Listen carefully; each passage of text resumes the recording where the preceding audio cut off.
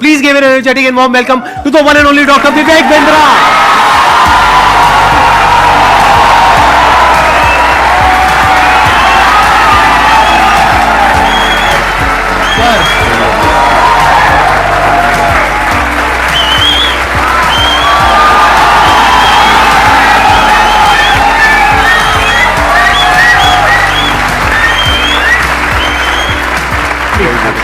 Thank you.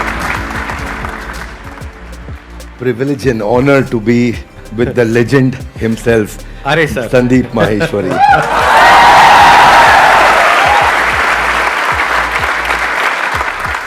Sir के बारे में मैं जितनी तारीफ करूं उतनी कम है, लेकिन अगर मेरे को शॉर्ट में कुछ कहना हो तो वो ये है कि आप में से बहुत सारे लोगों को शायद पता नहीं है, डॉक्टर विवेक बिंद्रा सर का सिर्फ इंडिया का नहीं पूरे वर्ल्ड का सबसे बड़ा एंटरप्रेन्योरशिप का चैनल है।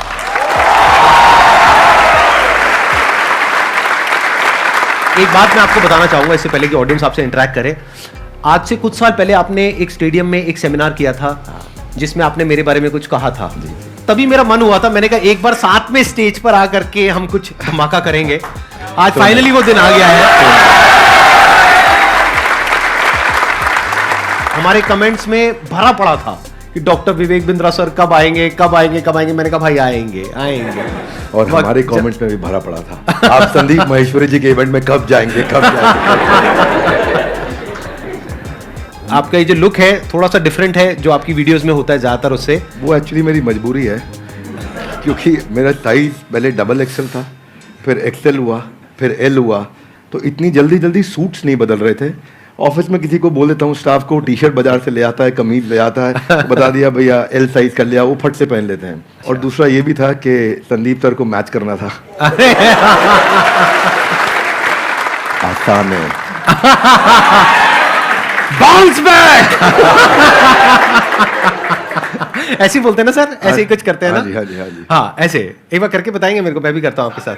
अच्छा ऐसे कुछ कैसे? I can! No, come on, one more time. I can! I will! Bounce back! Bounce back!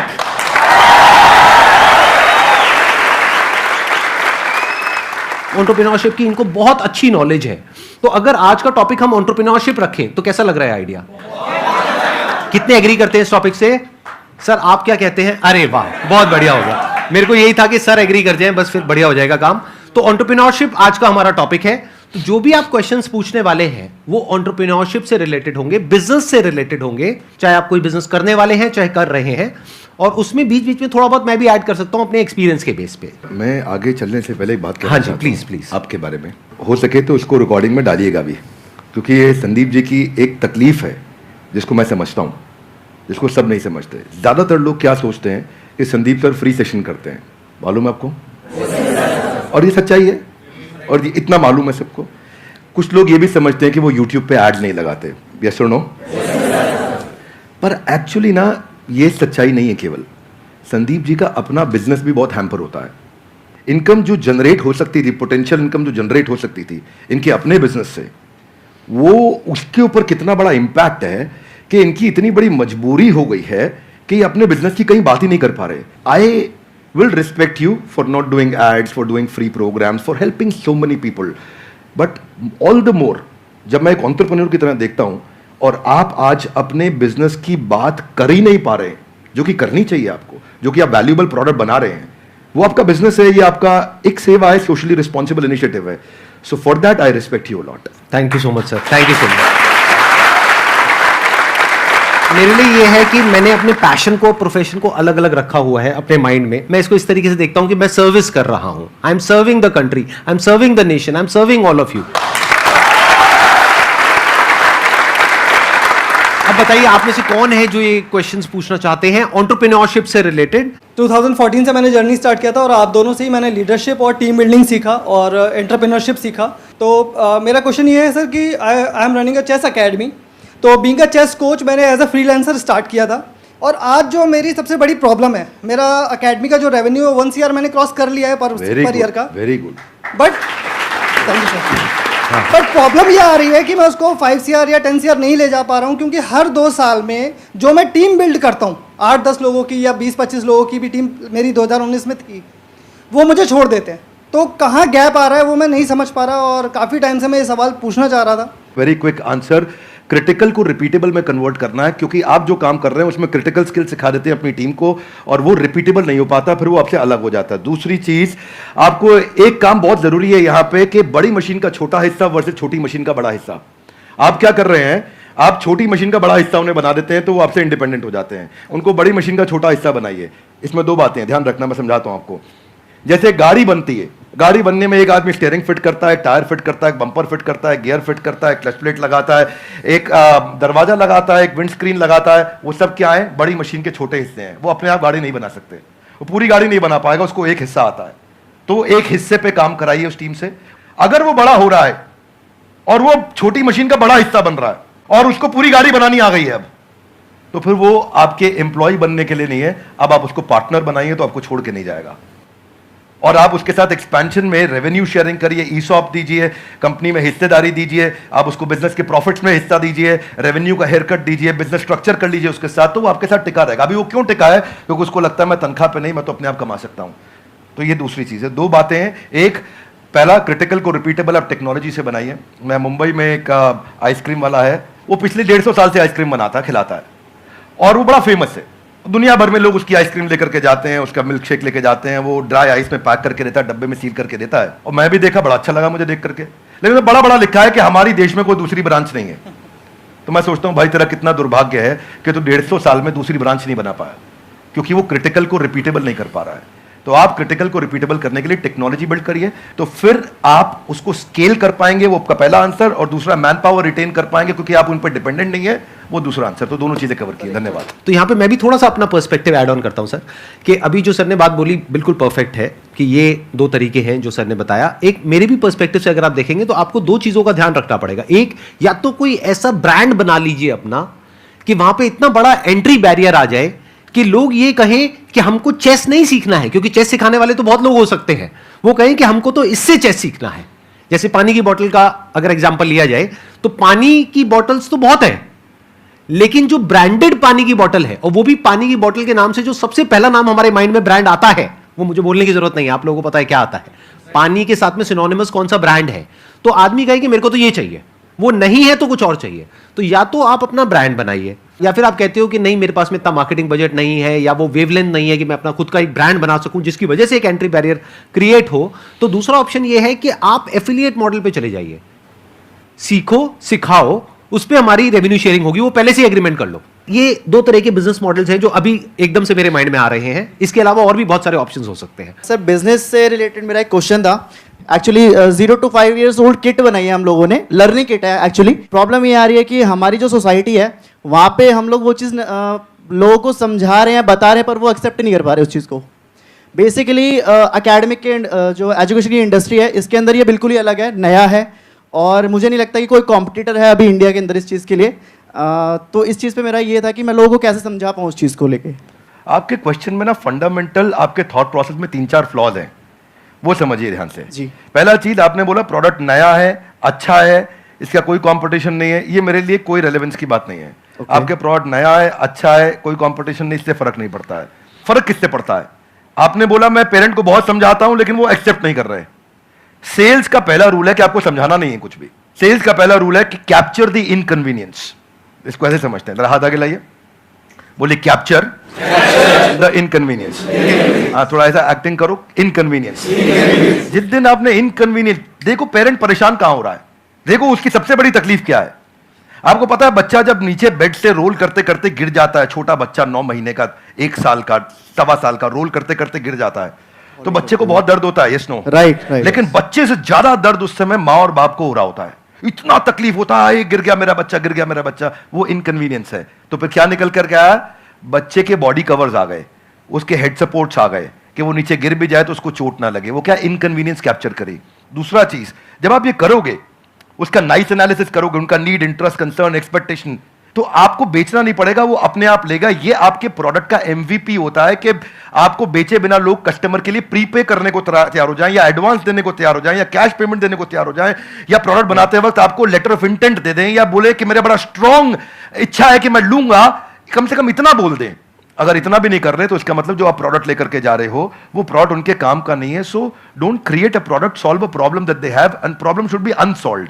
Now इसका रूल क्या है, जरा हाथ आगे लाइए, हाथ आगे लाइए everybody, both the hands out, हाथ आगे लाइए. पहला, कस्टमर की बर्निंग प्रॉब्लम. क्या?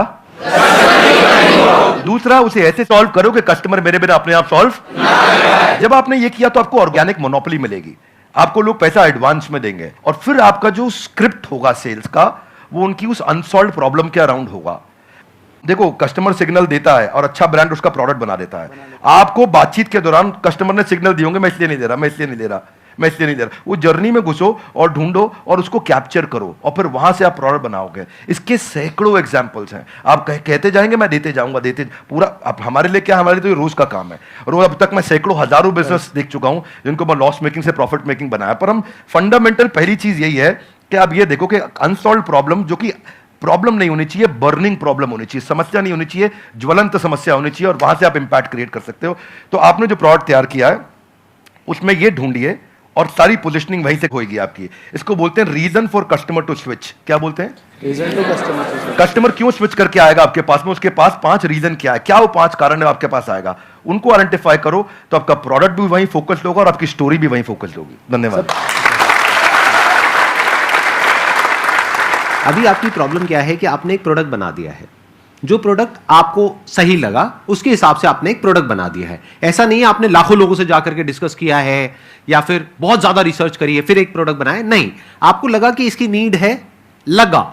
ध्यान से समझना, लगने में और होने में जमीन आसमान का फर्क होता है. मुझे भी लग सकता है कि मेरे इस प्रोडक्ट की नीड है, सभी को लगता है. इसको बोलते हैं प्रोडक्ट मार्केट फिट. यानी कि जो 60% से ज्यादा बिजनेसेस फेल हो जाते हैं, statistically it is proven across the globe, उसके पीछे सबसे बड़ा रीजन होता है प्रोडक्ट मार्केट फिट नहीं मिल पाता है उनको. कि मतलब मार्केट को कुछ और चाहिए, प्रोडक्ट आपका कुछ और है. और यही आपकी प्रॉब्लम है. आप कह रहे हो मैंने प्रोडक्ट तो बना लिया लेकिन वो बिक नहीं रहा है. तो हो क्या रहा है, ध्यान से आप समझने की कोशिश करना. एक होता है पुश, एक होता है पुल. कि आपको पुश करना पड़ रहा है अपने प्रोडक्ट को, लेकिन फिर भी सामने वाला रेजिस्टेंट है. वो कह रहा है हाँ ठीक है सोच के बताऊंगा. तो अभी वो बर्निंग नीड नहीं है, जो भी सर ने वर्ड यूज किया. तो वो जो बर्निंग नीड होती है ना, तो आपको पुश नहीं करना पड़ता है, वहां पे पुल अप्रोच काम आती है. मतलब कस्टमर खुद आपके पास में आता है, जैसे ही उसके पास में इंफॉर्मेशन पहुंचती है तो वहां पे सिर्फ एक काम रह जाता है, किसी तरीके से उस इंफॉर्मेशन को पहुंचाना. तो वो इंफॉर्मेशन भी जब आप उस तक पहुंचा रहे हो तो वो भी एक तरह से हेल्प हो गई उस कस्टमर की. फॉर एग्जाम्पल, आपके पीठ में दर्द है, आपके गर्दन में दर्द है, उसका आपने बहुत कोशिश कर लिया सोल्यूशन निकालने का, 2 साल हो गए, 4 साल हो गए, कोई सोल्यूशन नहीं निकला. मेरे पास में उसका सोल्यूशन है कि 4 दिन में वो प्रॉब्लम सॉल्व हो सकती है, और एक्चुअल में हो सकती है. अगर वो इंफॉर्मेशन आप तक पहुंचती है तो क्या मैं आपको यूज कर रहा हूं अपने प्रॉफिट के लिए या आपकी हेल्प कर रहा हूं? ये अप्रोच होनी चाहिए.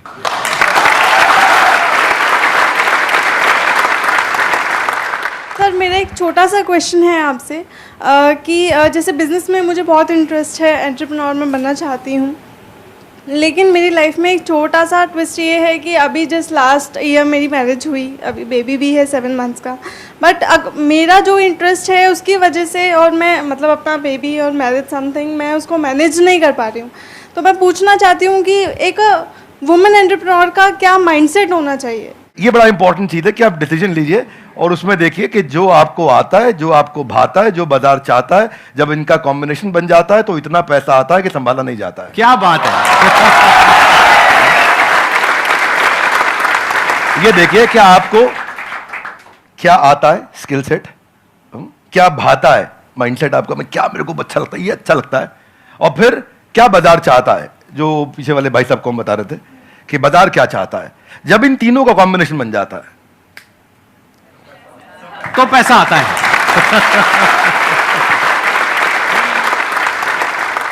सर, आज आप दोनों को एक साथ देखकर बहुत खुशी हो रही है. मुझे भी हो रही है बहुत खुशी. मुझे भी हो रही है. सर, बिजनेस को ग्रो करने के लिए कुछ प्लेटफॉर्म्स सजेस्ट आप करना चाहें जिससे मैं वहां पे बता सकूं कि हाँ मेरा ये बिजनेस है. आप बात कर रहे हैं कि मैं माल को बेचूं कैसे. जी जी. तो देखिए उसका आंसर संदीप सर ने थोड़ी देर पहले समझा दिया. पहले आपको ये सोचना है कि मैं माल को बनाऊं कैसे. सर के आंसर को मैं एक्सटेंड कर रहा हूं. प्रोडक्ट मार्केट फिट ठीक करो. बेचने के लिए फेसबुक भी है, यूट्यूब भी है, कंटेंट मार्केटिंग करो, बढ़िया कंटेंट बनाना सीखो, कंटेंट की बातचीत करो. अभी सर के प्लेटफॉर्म पे जेंटलमैन आए थे, एमबीए चाय वाला, वो क्या बढ़िया कंटेंट प्रेन्योर है, ऐसा बोलते हैं फट फट फट फट फट फट इतना स्पीड से बोलते हैं, आकर के उनकी कंटेंट को लोग सुनते हैं। अब प्रश्न आपका ये था कि मैं कहां पे जाके प्रमोट करूं। आप सब प्रमोट करने के लिए जहां पे जनता है वहां पहुंच जाइए। सोशल मीडिया के जिस चैनल पे आपकी ऑडियंस है वहां चले जाइए, सब जगह पे नहीं जाते हैं। किसी को ट्विटर पे काम आएगा, किसी को फेसबुक पे और किसी को यूट्यूब पे। आप ढूंढ लीजिए कहां है और फिर वहां जाकर के 5 चीजों का ध्यान दीजिए। जो कंटेंट डालेंगे वो अनयूजुअल यूजफुल इंफॉर्मेशन होगी तो लोग शेयर करेंगे, आपको वायरलिटी मिलेगी। दूसरा चीज, क्या आप उसमें अनएक्सपेक्टेड डिलाइटफुल सरप्राइज दे सकते हो कि सामने वाला देखे और बोले अरे वाह, जरा जोर से बोलिए ऐसे नहीं, थोड़ी आंखें बड़ी करो, मुंह खोलो, हैरान हो जाओ। अगर कस्टमर ने बोला अरे वाह तो आपका कंटेंट शेयर होएगा। क्या होएगा? अगर आपका कंटेंट शेयर हुआ तो लोग आपके प्रोडक्ट के बारे में पता चलेगा, आपके पास आएंगे। तीसरी चीज, ऐसा जरूर ध्यान रखना कि शेयर करने में उसकी इज्जत बढ़ती हो। चौथा पॉइंट बड़ा इंपॉर्टेंट है कि जो करंट इस समय टॉपिक्स चल रहे हैं, कुछ इस समय नेशनल सेलिब्रेशन चल रहा है जहां पे सब लोग जुड़े हैं, जो कि कम्युनिटी के साथ जुड़ा हुआ है, उसके बारे में अगर आप कंटेंट डालेंगे तो शेयरेबिलिटी बढ़ती है। तो जब आप कंटेंट मार्केटिंग करेंगे, ये चीपेस्ट तरीका है आपको ट्रैफिक जनरेट करने का, और इसमें कोई पैसा नहीं लगता, थोड़ी सी इंटेलिजेंस लगती है। उस इंटेलिजेंस का इस्तेमाल करिए, आपका प्रोडक्ट मार्केट में पहुंचेगा। लेकिन पहले संदीप सर की बात मान लीजिए, प्रोडक्ट मार्केट फिट होना चाहिए। वो फिट होगा तो बात बनेगी।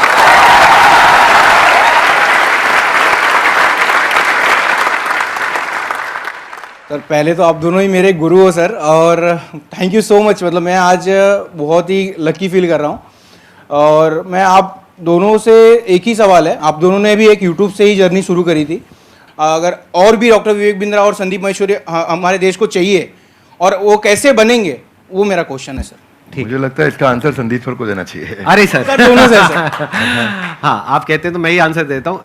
इसके लिए सबसे जो ज़रूरी चीज़ होती है ना, वो होती है हमारे अंदर एक आग होनी चाहिए, नंबर 1। ये आपको कॉमन नज़र आएगी हमारे दोनों के अंदर। अगर कोई इंसान हमको देख करके इंस्पायर हो करके कुछ कर रहा है तब तो ठीक है, बट हमको देख करके बस एक्साइटेड हो रहा है और कह रहा है कि मैं करूँगा, तो there is a strong possibility वो कुछ दिन में छोड़ देगा। क्योंकि बहुत अप्स एंड डाउन्स आते हैं। मेरी लाइफ में बहुत अप्स एंड डाउन्स आए हैं, इनकी लाइफ में भी आए होंगे। यूट्यूब पे भी मुझे 10 साल हो गए हैं, आई थिंक आपको भी 10 साल नियर अबाउट हो गए, ज़्यादा हो गए हैं। 2014 में शुरू किया था मैंने। इनको 8 साल हो गए, मेरे को 10 साल हो गए। तो आई एम श्योर आपने भी बहुत सारे अप्स एंड डाउन्स देखे होंगे अपने इस यूट्यूब के करियर में। बहुत तरह का आपने ट्रांजिशन किया। शुरू में आई थिंक आप इंग्लिश की वीडियोस बनाते थे, फिर धीरे धीरे आप हिंदी पे आए, तब जा करके कहीं पे एक सक्सेस मिली इनको भी और मेरे को भी। और आज भी हम इनोवेट कर रहे हैं कॉन्स्टेंटली। मैं भी कर रहा हूं, ये भी कर रहे हैं, क्योंकि अगर नहीं करेंगे तो वो बोरिंग हो जाएगा, मोनोटोनस हो जाएगा। तो होता क्या है कि हर इंसान को अब तो चाहिए, मतलब उनको मेरे जैसा इनके जैसा बनना तो है, उनको 2 करोड़ सब्सक्राइबर्स तो चाहिए, लेकिन उसके लिए जो डाउन्स होते हैं वो नहीं चाहिए किसी को भी। मतलब कि जब ये जो सेमिनार हॉल अभी पूरा भरा हुआ दिख रहा है ना, पीछे तक बैठने की जगह नहीं है। There was a point in time in my this YouTube career when I started, जब मैं फ्री सेशंस करता था, अपने छोटे से ऑफिस से शुरू किया था। 100 लोग रजिस्टर करते थे सेशन के लिए, उसमें से मुश्किल से 10-15 लोग आते थे, बाकी चेयर्स पीछे खाली पड़ी है। सोचो मोटिवेशन क्या होगा। मतलब आप तो बड़े अच्छे से समझते हैं सर, पब्लिक स्पीकिंग आपने करी है, कि हम स्टेज पे चले गए, मैं जाकर के यहाँ पे खड़ा हुआ हूँ और यहाँ पे जाकर के देख रहा हूँ पीछे सारी खाली चेयर्स, और उसमें से भी कई बार क्या होता था कि कुछ लोग पीछे जाकर के बैठ जाते थे, उनको आगे बुलाना पड़ता था।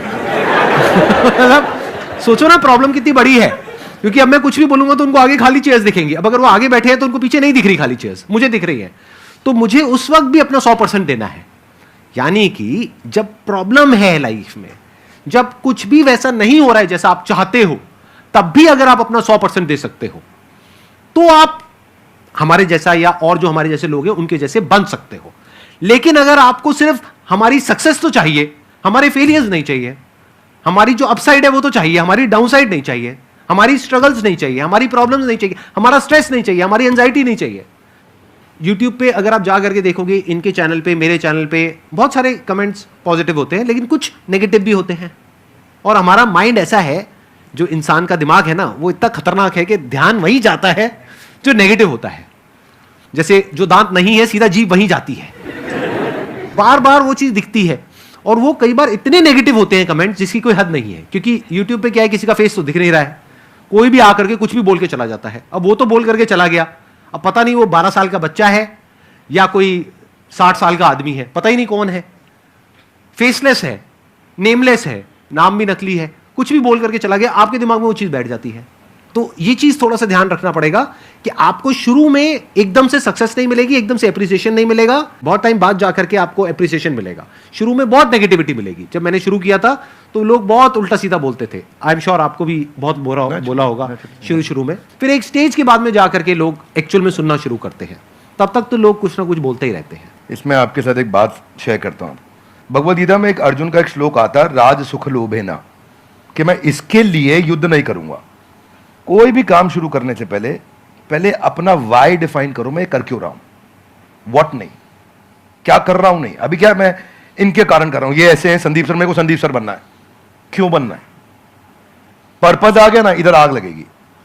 सर ने कहां से शुरू किया आंसर, आग होनी चाहिए। आग कैसे आएगी, कारण चाहिए पहले, क्यों कर रहा है भाई। जिन ऑर्गेनाइजेशंस ने, जिन एम्प्लॉयज ने, जिन लीडर्स ने वाई सॉल्व किया है, उनकी कंपनी के सारे एम्प्लॉयज ने, उनकी पूरी कम्युनिटी ने उसका हाउ और व्हाट अपने आप अचीव कर लिया है। ये कैसे करना है, क्या करना है मुश्किल नहीं है, ये क्यों करना है। आग सीने में चाहिए, पीछे नहीं चाहिए। पीछे लगाएगा तो जल जाएगा, सीने में लगाएगा तो इतिहास रच देगा।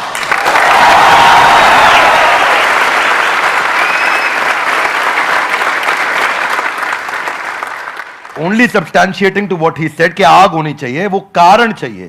अर्जुन शुरू में युद्ध नहीं करना चाहता था, क्योंकि उसको कारण ही समझ नहीं आ रहा था मैं युद्ध क्यों करूं।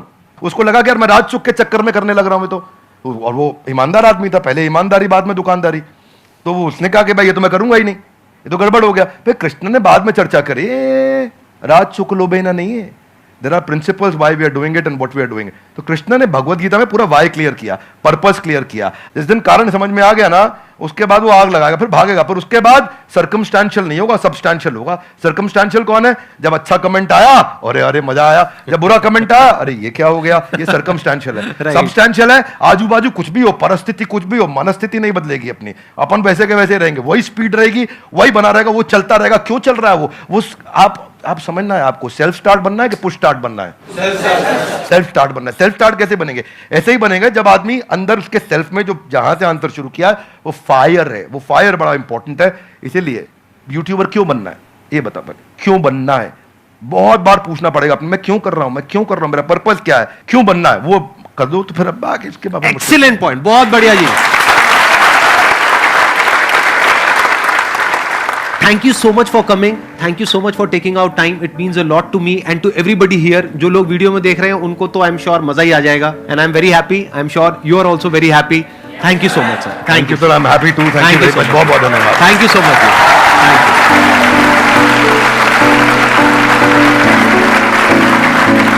Thank you.